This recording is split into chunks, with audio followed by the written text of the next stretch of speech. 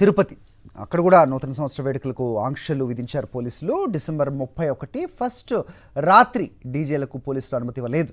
అశ్లీల నృత్యాలు చేసి పార్టీలు చేసుకుంటే చర్యలు తప్పవని హెచ్చరిస్తున్నారు పోలీసులు. డ్రంక్ అండ్ డ్రైవ్లో పట్టుబడితే 10,000 జరిమానా, జైలు శిక్ష ఉంటుందని జిల్లా ఎస్పీ హెచ్చరించారు. సైలెన్సర్లు తీసి శబ్దాలు చేసే వారిపై ప్రత్యేక నిఘా ఉంటుందని పోలీసులు హెచ్చరించారు. రైట్, విజయమూర్తితో మాట్లాడదాం. మా కరెస్పాండెంట్ సిద్ధంగా ఉన్నారు. విజయమూర్తి, చెప్పండి. సో పోలీసుల నుంచి క్లియర్ కట్ ఇన్స్ట్రక్షన్స్ వెళ్తూ ఉన్నాయి. సో ఎలాంటి సెలబ్రేషన్స్ ఎక్స్పెక్ట్ చేయొచ్చు తిరుపతి నుంచి అంటే ఏం చెప్తారు?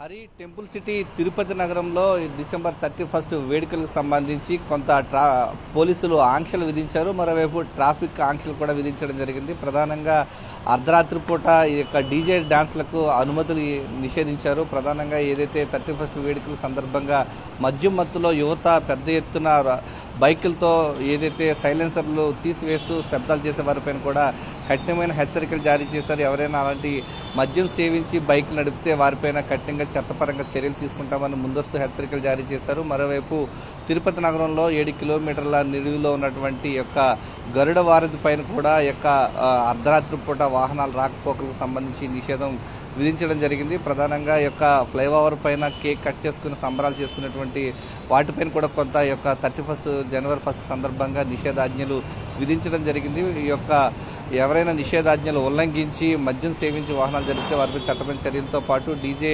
అనధికారికంగా డీజే పెట్టుకుని సందడి చేసేటువంటి వారిపైన కూడా చట్టపరంగా చర్యలు తీసుకుంటామని చెప్పేసి తిరుపతి జిల్లా ఎస్పీ సుబ్బరాయుడు నిన్ననే హెచ్చరించారు. దీనిపైన పోలీసులంతా కూడా అప్రమత్తం చేస్తూ ఉన్నారు. ప్రధానంగా ఎలాంటి శబ్దాలు చేయకుండా ప్రశాంత వాతావరణంలో ఈ యొక్క న్యూ ఇయర్ వేడుకలు జరుపుకోవాలని చెప్పేసి పోలీసులు అయితే నగర ప్రజలకు చెప్పడం జరిగింది. ఓకే, రైట్ మూర్తి.